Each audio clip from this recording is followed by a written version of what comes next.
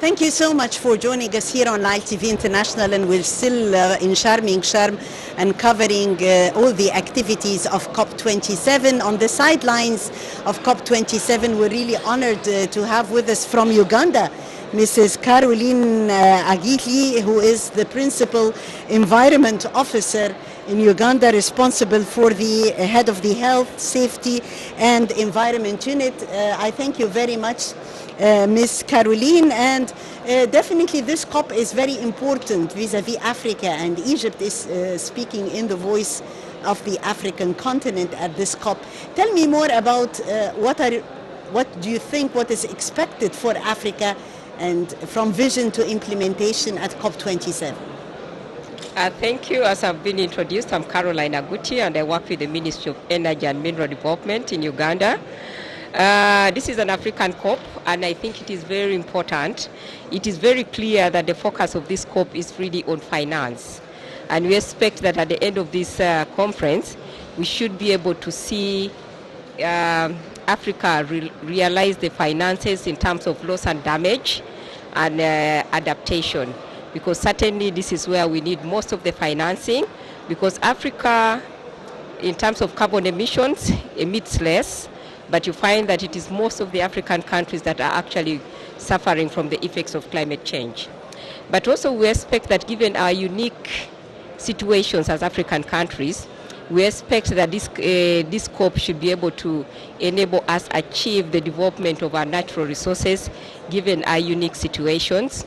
But we also expect that the developed countries should be able to support the least developed countries to be able to develop their energy transition strategies such that they are just and equitable, and enable to support them in terms of implementation by deployment of the right technology, but also support towards skills development and support towards resources for implementation of those particular aspects in terms of the energy transition strategies.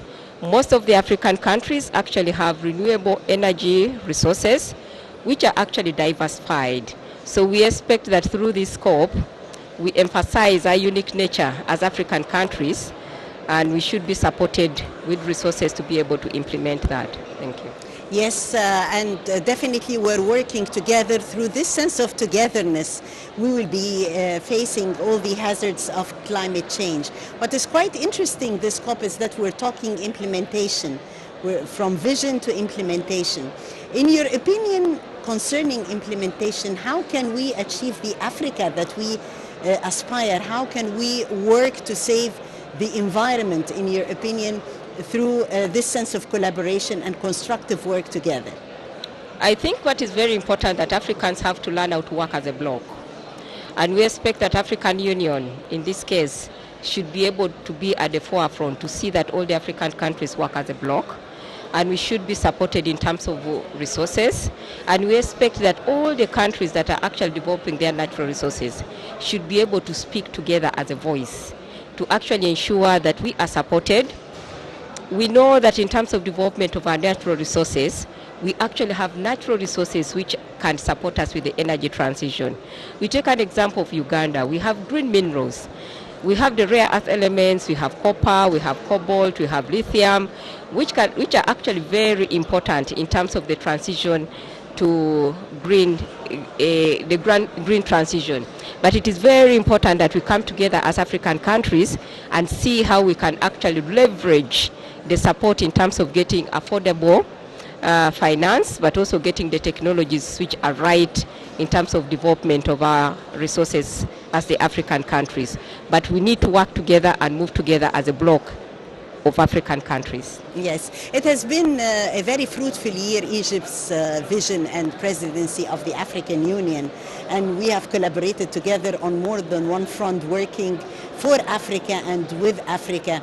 Definitely we're reaping the fruit. We can see here also lots of entrepreneurs, African entrepreneurs sharing, and heads of parties and delegations. The role of the private sector, in your opinion, working hand in hand with African governments to achieve this sense of action? Certainly we need the private sector, because without the private sector we cannot progress. So we need to really make sure that we build synergies and work with the private sector. But also we should also be able to work with the non-state actors like the NGOs to actually ensure that dissemination of the technologies, but also community awareness is actually enhanced. So certainly, yes, we need the private sector. We have emerging technologies like green hydrogen, and I think in terms of green hydrogen in Africa, Egypt is taking lead. So we expect that as the African countries, we should be able to learn from Egypt on how you have been able to progress in terms of development of green hydrogen and other technologies.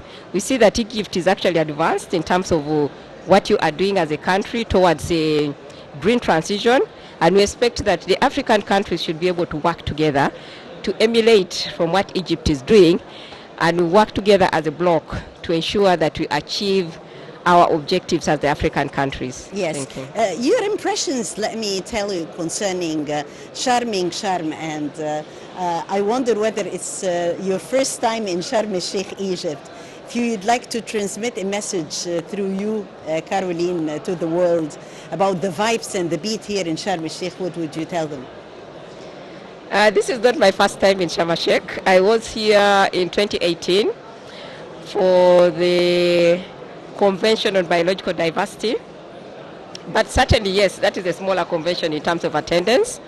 But this one is really a big one, because I can see people have been walking and they are saying the venue is too big and spacious.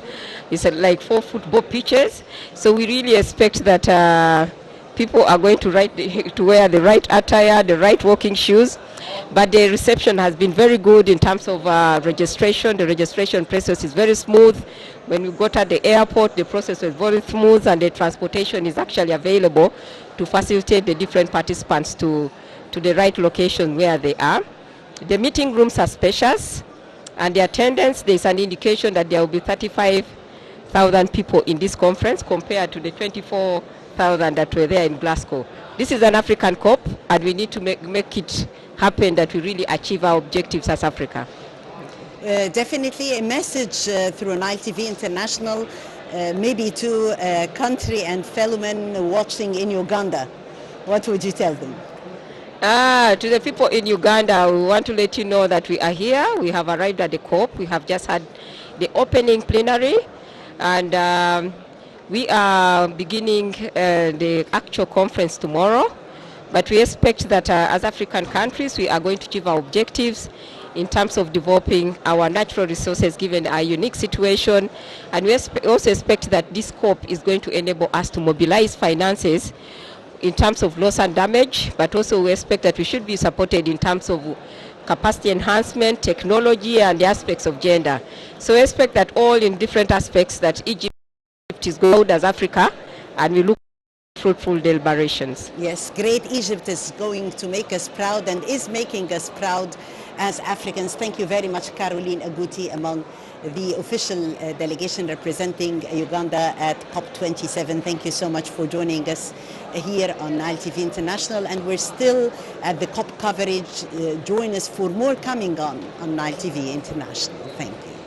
Thank you. It was nice talking to you. Thank you. And grateful in Egypt. Thank you.